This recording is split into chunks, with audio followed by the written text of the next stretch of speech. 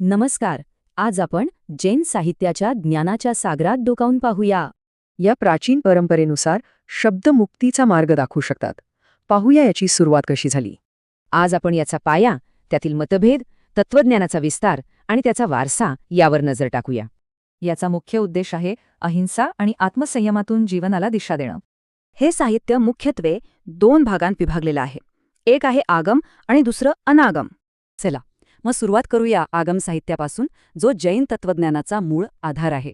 हे आगम साहित्य 5 मुख्य भागांमध्ये विभागलेलं आहे आणि प्रत्येकाचा उद्देश वेगळा आहे. यापैकी अंग सर्वात महत्त्वाचे मानले जातात. यात जैन धर्माची मूळ शिकवण आहे. पण गंमत म्हणजे याच मूळ ग्रंथांवरून झालेल्या मतभेदांमुळे धर्मात एक मोठी फूट पडली.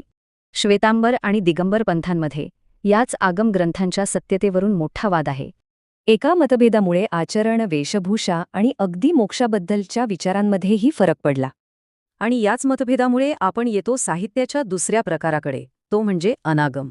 या ग्रंथांनी जैन तत्वज्ञानाला एक नवी, जास्त तर्कशुद्ध आणि सखोल ओळख दिली. पण काही अनागम ग्रंथ असे आहेत जे दोन्ही पंथ मांडतात, जसं की तत्वार्थसूत्र.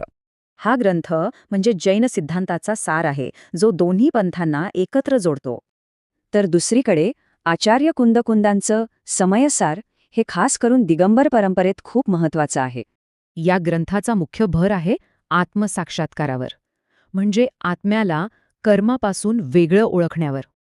या सगळ्या साहित्यातून एक महत्त्वाचं तत्वज्ञान समोर येतं, ते म्हणजे अनेकांतवाद. सोप्या भाषेत हे तत्व आपल्याला सहिष्णू आणि मोकळ्या मनानं विचार करायला शिकवतं. हे साहित्य प्राकृतसारख्या सामान्य भाषेपासून सुरू होऊन संस्कृत आणि इतर भाषांमध्ये विस्तारलं. याचा प्रभाव फक्त धर्मापुरता मर्यादित नव्हता, तर तो संस्कृती, इतिहास आणि विज्ञानापर्यंत पोचला. अहिंसा, वेगवेगळे दृष्टिकोन आणि नैतिक जीवन ही तत्त्व आजही तितकीच महत्त्वाची आहेत.